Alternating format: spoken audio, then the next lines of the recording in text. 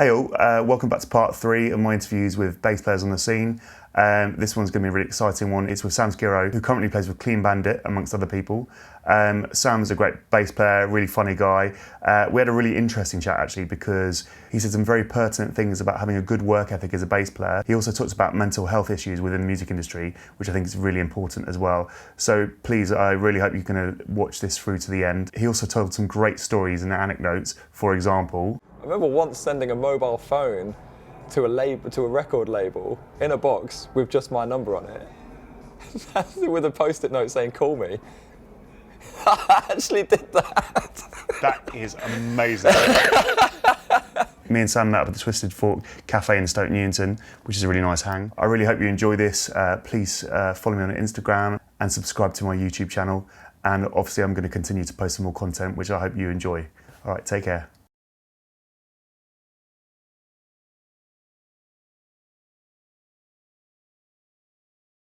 Sam Skirrow, S-K-I-R-R-O-W.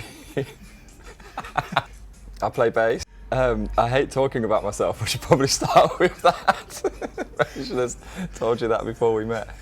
I actually had like a scholarship to study astrophysics, and I was like, nah, I want to be a rock star instead. So from the Midlands is where I'm originally from.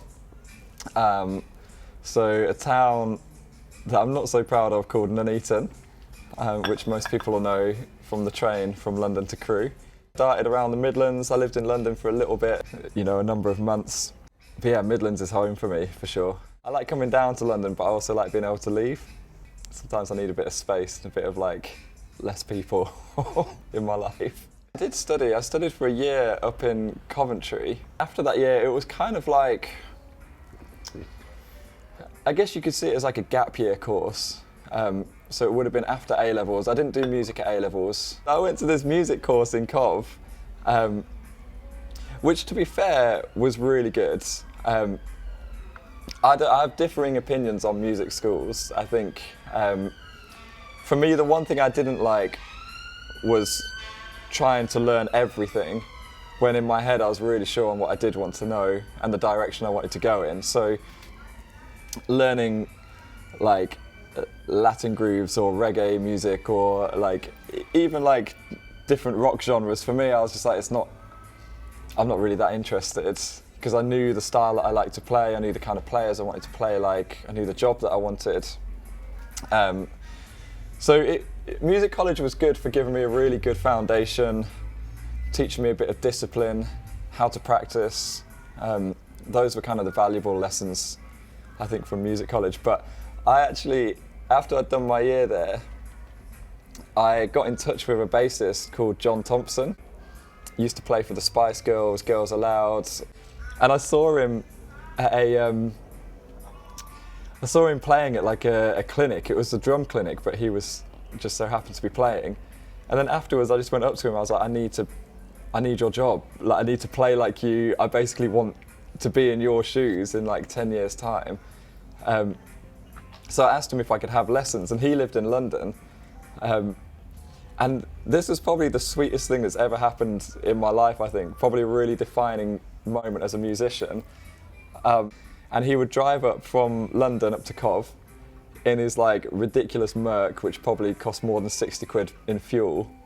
And he would sit with me for like 7 or 8 hours. And we'd play music, we'd listen to music, he'd show me pictures, we'd talk about the industry. It was like a really special time. We did that for about 2.5 to 3 years. But I remember the first lesson I ever had, he said to me, he was like, can you prepare, like, can you have a piece to play for me? Like, so I can kind of gauge where you're at as a musician. So I'd meticulously transcribed this gospel track, I can't remember what it was, but I had all the sheet music laid out, and I'd worked my butt off to nail it. And then he comes in, and I was thinking I was going to be really impressive by playing it to him. And he just wasn't impressed. He was just like, I don't know what this is. It's like, you sound like you're reading music. Like, that's all it is. He just had so much, like, depth to his playing. It was like, it was absolutely, it's enviable a word. It was something that I really wanted, where he'd just pick up a bass and it was so like sure of what he was playing, and everything just sounded like an absolute rage. And I was like, oh my days. And I remember him saying to me, he's like, whatever you've learned, forget it. Like all the theory stuff is like, that's great, but forget it, just let it pass you by. It's like, the only way to play is by your ear. And I know it's like two different schools, like some people go down that route of like reading and, you know, the theatre and X, Y, Z. But for me, I was just fascinated with like the level of expression that he could reach. If you can hear it, then you need to do it. He really shaped my playing, really taught me about being expressive, being artistic and creative, listening to like all aspects of a song, like copying what a BV line is doing, or picking out like a percussion rhythm for a couple of bars or something like that, and just being the glue for music rather than just like playing a line.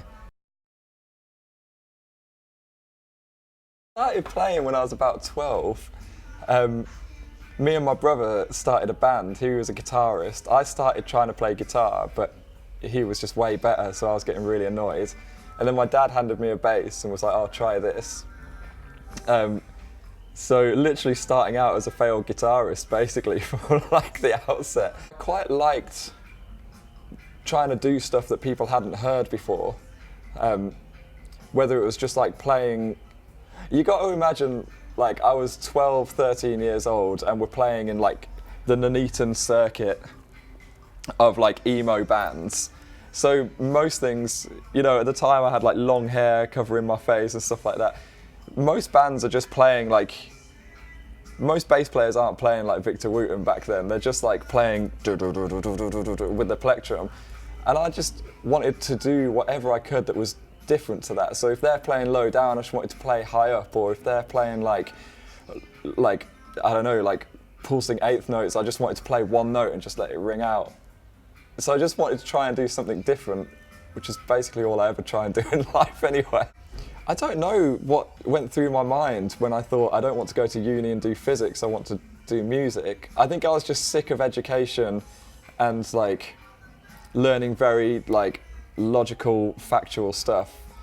I always had a bit of a pull towards things where there's not really any like any rules or any boundaries to it. It can just be as you like it. When I was in college, when I was in music college, I learnt about Victor Wooten. So I was late to the game because I only heard about him when I was like, I must have been, 18 years old. And my mind was just blown. I was just like on the floor dying. I just couldn't believe this guy. I was like showing everybody and they're just like, it's Victor Wooten, man. I was like, yeah, but have you seen this guy? Like, it's just this guy that's just appeared out of thin air. But so I was well into all of that. I used to sit and like practice all these weird techniques and stuff like that. Sit playing in like odd time signatures and stuff. Wooten was a big deal for me. And then the other big inspiration was Anthony Jackson. So Victor Wooten for me was a little bit of like a guilty pleasure, as it probably is for most people. It's just stuff that you can't do. Do you know what I mean? Like, you can spend your whole life trying to do some of that stuff and it may never happen. When I started hearing like old Shaka Khan records and stuff like that, I was like, man, this is way more up my street. Like, I feel connected to that, to the way that he played, the kind of rhythms that he had, note selection, the fills that he was putting in, everything. I was just like, this guy is like creative, but not like, you know, playing the bass with his elbows and stuff. So I was like, it's kind of applicable creativity. Like, I could make a job I could make a career for myself if I learned like a fraction of what Anthony Jackson could do. I grew up listening to like Motown, Shaka, like all of that kind of stuff. So it was, yeah, it just kind of resonated with me, I think.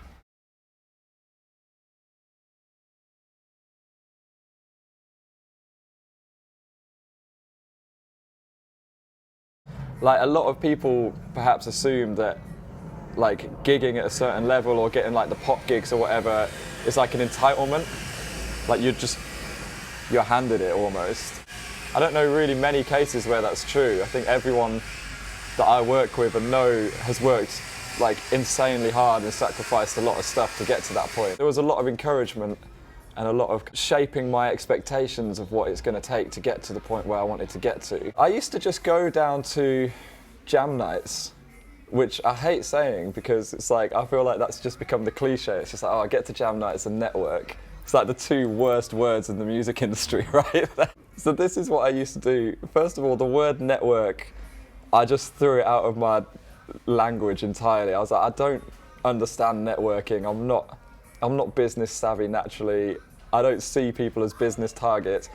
I'm good at making friends, and I kind of like having friends, so I'll just go with that. Do you know what I mean? Like, that's going to be my goal, is to try and make mates in the industry. I just know that I'm naturally good at talking to people and having a bit of a friendship, and I think that's a good starting place. So, and the place to meet these guys that I wanted to be friends with is down at jam nights, where they all just kind of flock, you know, at 11 p.m. till 4 a.m. at like Ronnie Scott's or wherever. So I used to bulk buy Megabus tickets the month before, so I'd have a ticket every day to get to London if I wanted to. So it used to cost £1 if you buy in advance. So I'd spend 30 quid each month on all of my tickets. So I always had a way to get to London. And then I'd just take my bass and just go to these jam nights. There was Ronnie Scott's, there was one down in Old Street, I can't remember what the place was called. I don't think they run anything now. There was Troy Bar, which the first time I went to, I walked out and cried, because I was, I'm not even lying to you about that. I went to their Friday night fusion jam, and I watched them play, and I was just like, this is insane. Like, who will ever do that? And like, I didn't really have that much confidence at the time. So I walked out and I was just like, this is not for me, this whole industry. And I remember for the first like few weeks, or maybe even months, I would just stand in the background and do nothing. And then it just dawned on me, I was like, this is not going to get anywhere. If you don't take risks, you can't really expect things to happen. In my opinion, like, things don't really just fall on your plate. I wasn't naturally confident, particularly at the time. I've definitely grown in confidence over the last 10 years or whatever, but at the time I just wasn't. I was just like, the only way I'm going to be able to do this is to fake confidence. Like, if I fake it until I make it, this is the best way to do it. So I remember being at Ronnie's with my bass, and I just like walked. It was rude. I wasn't even confident. I was just rude. I walked up onto stage and stood next to the bass player, and I was like, I think I'll have a play next. And he just kind of looked at me, and I just stood there, and I felt so awkward, and my whole body was just like, what are you doing? Like, and then I think in the end he was just like, okay. So I just kind of like budged him along and like plugged in. I don't know what we played. I don't even know if I played. I probably didn't play well. Like, but it's beside the point. Like, the fact is that I actually started playing. And I think there's a few misconceptions that I had to learn. First of all, I thought that if you go to a jam night, the only way you're going to get noticed is if you're like the top level, like you're absolutely raging it, and then all of a sudden people just come up to you with like their contracts, just being like, like, play on my gigs. That it's just, it doesn't happen. There's two things that I used to do on jam nights. Anyone that I played with, I'd make sure I got their number, and I texted them the next day. Just be like, oh, it was great to meet you, like, so fun playing, let's just do it again sometime. And then every now and then I'd just send a text and just try and build up some rapport. And if, like, the people that I naturally got on with, we like just stayed in touch. And the people that the friends that I made back then, which was like 8 or 9 years ago, I'm still mates with now. Like, we still chat, we still meet up for coffees. They've just become part of my life. I did that, and then I also used to write a list of all the songs that were played, and then I'd make a playlist on Spotify or whatever I was using, and I'd practice over those songs. So I'm quite an advocate of being prepared for things, because I just don't like being caught off guard. So I just learned those songs for the next time, and as I went, I just built up a repertoire, and it just became easier and easier. And then I used to leave at like 4 a.m. Sometimes we'd go and get some food with people, and then I'd sleep on like a bench until the bus left the next day, and then go home. And that was basically my life for maybe 18 months or 2 years. Perhaps that's quite a good goal to have when you go to jam nights. It's just think, instead of trying to go and get a gig or get a contact or get a number, just go and have like a really sweet musical experience. And then alongside that, I was putting videos out on YouTube. You know, no one was really doing that at the time. I did like Anthony Jackson covers, I did like covers of Sheree Reed playing. Just filmed me doing it and put it up there for no particular reason. And that was kind of good. I think someone saw that video and was like, recommended me for a gig. So that kind of helps to have a bit of media out there as well. I always like to be prepared. So I was a teacher for a little while. I taught at the music college that I studied at for a year. And then one day I was just like, this is not me. Like, I could see my life going in a direction I didn't want it to. So I just drew up my notice. I'd never like written a notice before, just handed it in. It was like basically thanks, but no thanks. And then the next week I was just out and I had no savings. I had no contacts in the music world. I was just like, but I just knew it was the right move. But it's a risk. It's just one of them ones where you've got to be like on it and just be willing to be uncomfortable. So what I did is I emailed anybody that I knew that was like even mildly related to the music industry. And I was just like, I need some experience. I've got a blank paper as my CV.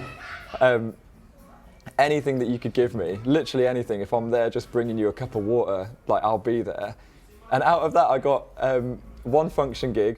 I got a dep chair at a panto and I did a week on a cruise ship. Those three things, I was like, I'm gonna do this to the absolute best that I can possibly do. Like, I'm gonna walk away and make sure people are talking about like me being professional, me being decent at bass, me being a decent hang. I was like, as long as that happens, then I think it'll be fine.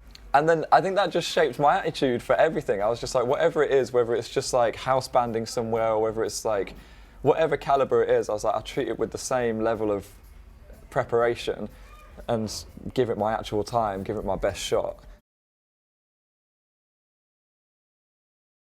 So someone saw a video that I posted on YouTube, recommended me to another guy who was putting a band together for an artist called Tyler James, who was off The Voice a few years back.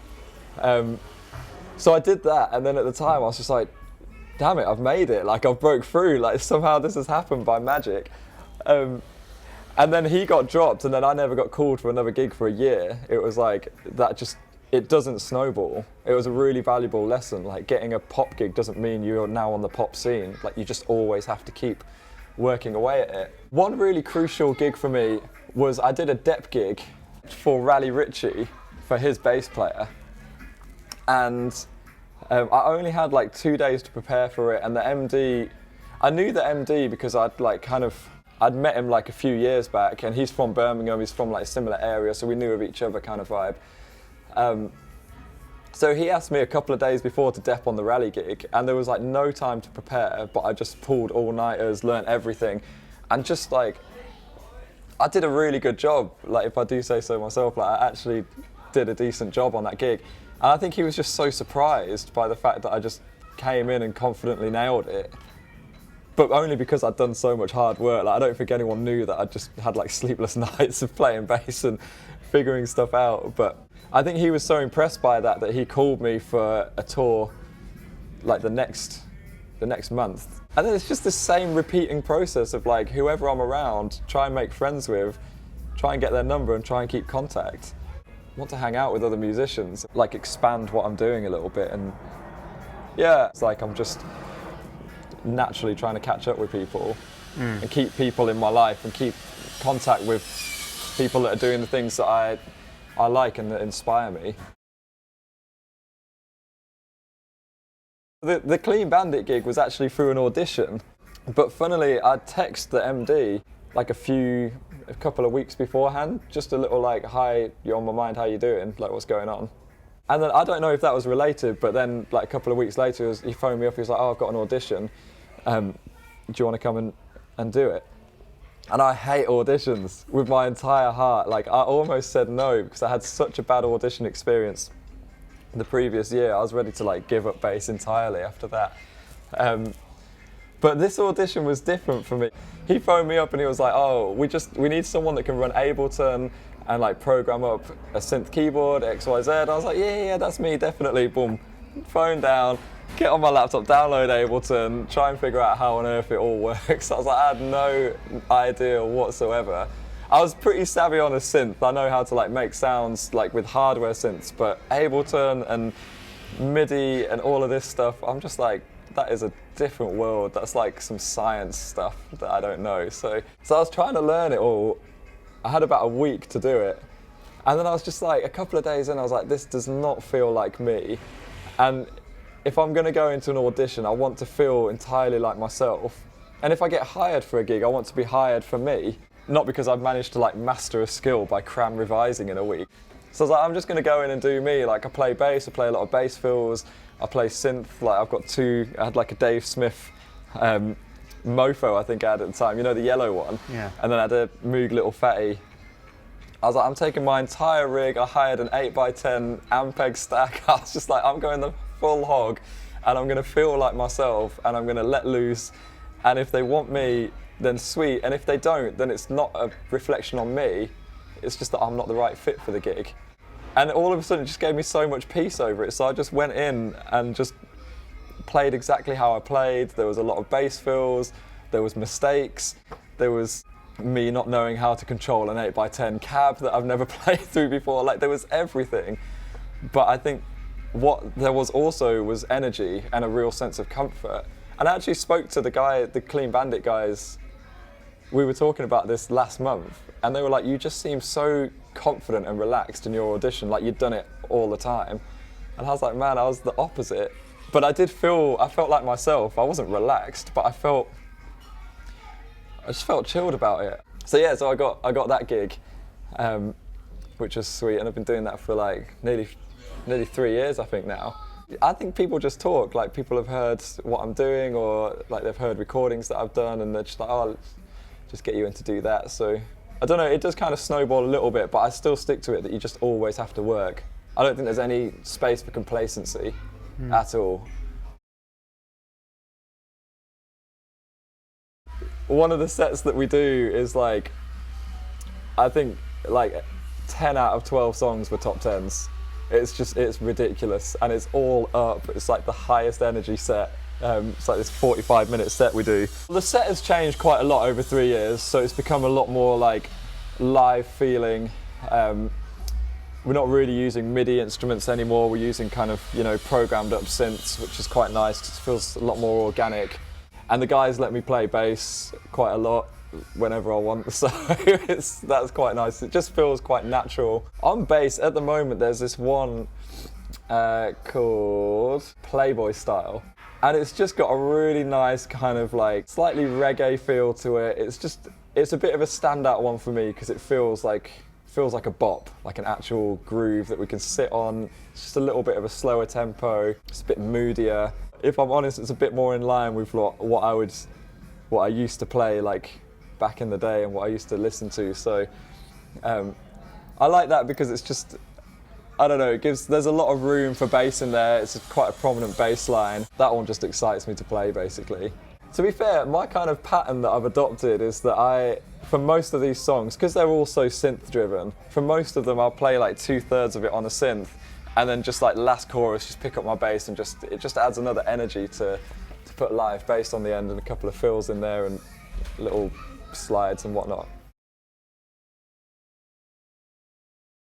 Ah, yeah, it's well good. There's like the second verse line is sweet to play on bass, especially when it just locks in with the drums. It's just like, it actually feels really nice to play. Yeah, Rockabye, pick up my bass for the end, do a long like 2-bar unnecessary fill into the last chorus. A lot of the lines are just kind of staccato donks. That's what I'd call them. Do you know what I mean? So a lot of it is just kind of play the part and then find little areas where you can embellish and just pick out on other elements. Well, a lot of it is kind of playing by numbers and staying within the confines of what you've got. But then I think that's kind of true of British pop music anyway. A lot of it is kind of, you just play the track. But within that, I think like there's room to then find where you can be a little bit creative. So I think there's a balance. Like the Clean Bandit gig wouldn't sound great if everyone was just absolutely raging up and it was a bunch of gospel cats just doing it.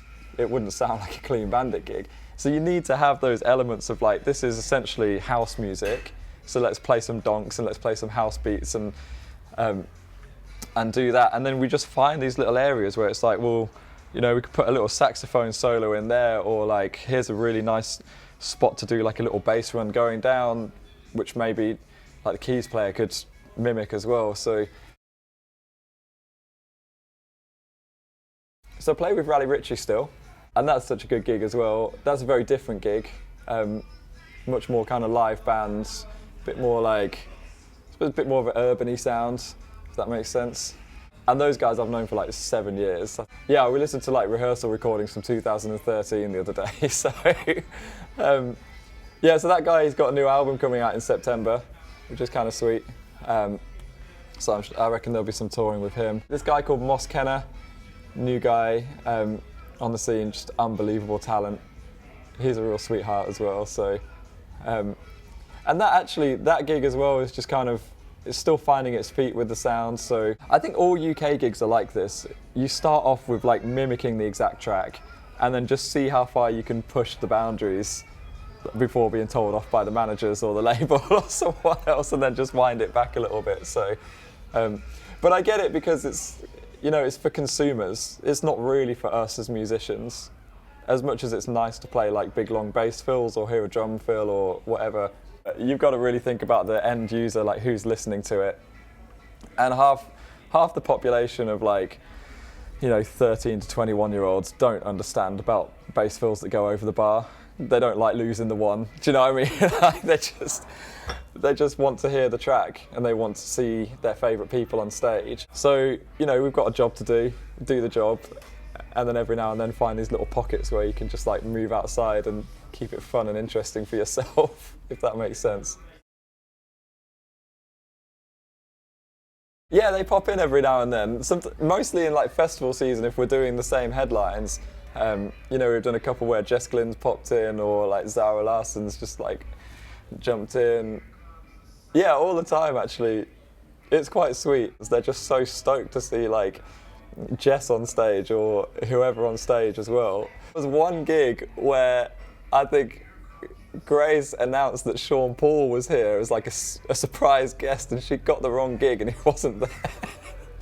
So the crowd just went absolute like bananas, like thinking that Sean Paul was about to walk out. And everyone on stage just like, that's the wrong gig.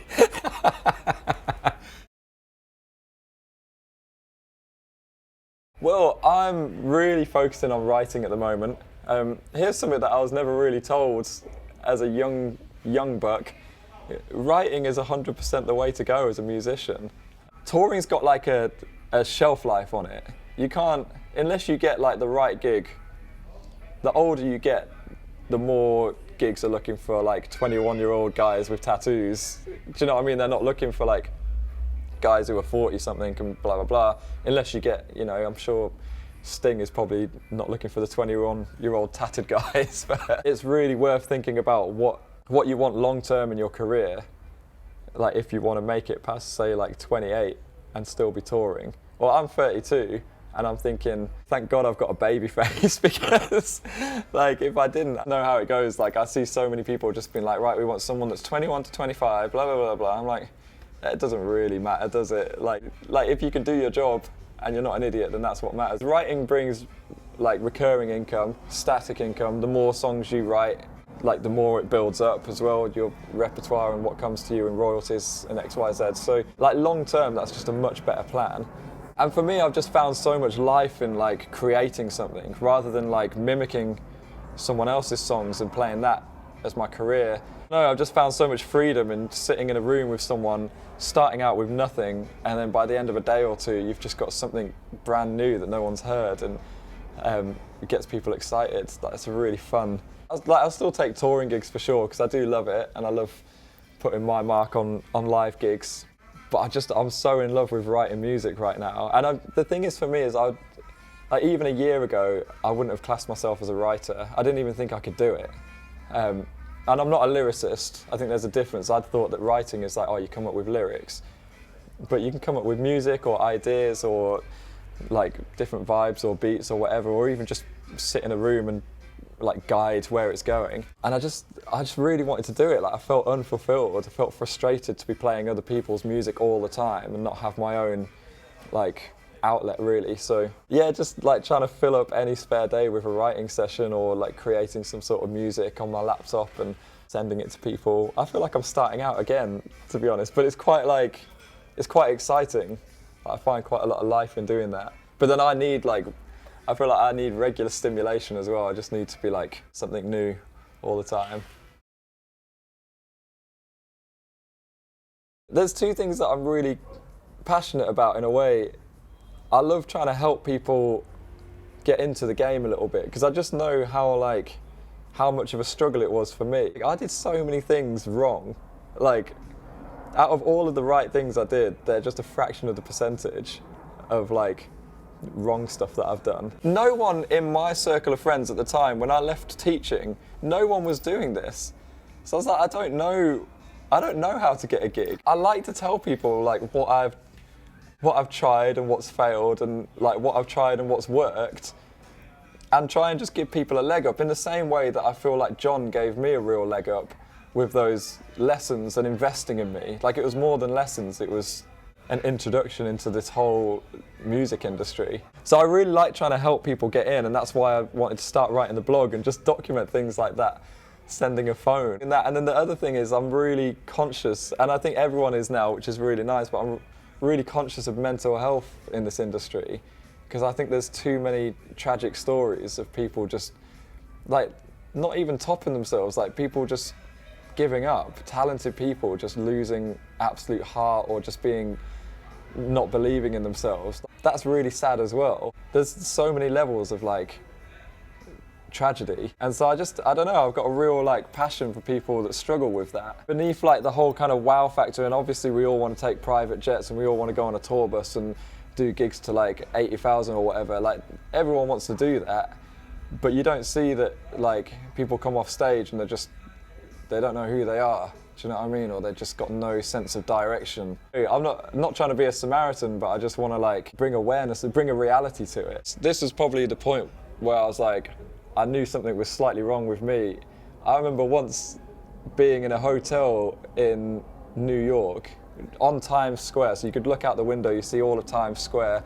It was like this 5-star hotel, it was so lush. And I was on tour with one person, and then I turned on the TV, and you know sometimes you turn on the TV and the radio comes on, like it's a radio channel, and Clean Bandit were playing and they were #1 with Symphony. And I was going straight from this tour, I had like one day and then I went straight on tour with Clean Bandit. And on paper it just looks phenomenal. Do you know what I mean? It was like people would literally say you're living your best life. They'd send me like flame emojis on Instagram or whatever. And I remember phoning up my friend M, and I was in tears. I was like, I don't know what I'm doing. I feel like a rubbish musician. I feel like I just had no direction. I felt so unfulfilled, so frustrated. And it's like, it was this weird thing of like, you know, you look through my Instagram, it looks like I'm like killing life. And, you know, people will say that, but get to know me and I don't think that at all. In fact, I'm sat in hotel rooms like bawling my eyes out because I don't know what I'm doing. And so I just wanted to like try and bridge the gap between those two realities of like what you see, especially on Instagram, but what you see of people or what you perceive of people, and then like what their reality is. But there's a nice side to it. There's people that are doing really great things and are really happy, and there's people that are doing things that are way less glamorous and they're super happy. Like there's always a mix of everyone, but for me I was just like, it was so hard hitting for me to be in that position and just think, man, I've dreamt about this since I was like, I don't know, a little man. And now I'm doing it and I'm just like, why do I feel still a little bit like there's a gap? Probably feels worse than when I wasn't doing these things, to be honest. But there's just a reality to it. There's like a real dark side. And I think I know how the glamour of this, I know how it looks.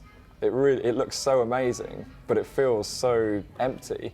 And so if there was a way to like, my blog was really just, it was more therapy for myself. It was just trying to like express these thoughts and just let people know that, you know, be careful what you wish for sometimes, because it might not feel, there's got to be something else that's better, that's more stable in your life. Like, and for me, having a kid, I was just like, that's grounded me a lot more these days. That I've got something that's consistent and always the same in my life. I'd say Instagram's my main like social pipe. It's either pictures of me probably drinking a coffee, pictures of my daughter, which is great, or pictures of a crowd. I think that's basically all it is. So if you like any of those three things, then definitely give us a follow. I've got a website which is samskirrow.com, and then there's a blog page on that. There's probably about 12, 13 like articles. Some of them are like, you know, phone stories, harassing stories, all of this kind of stuff. And then some of them are a bit more like, you know, real, a bit meaty. And I love writing. I find it so, so natural to do.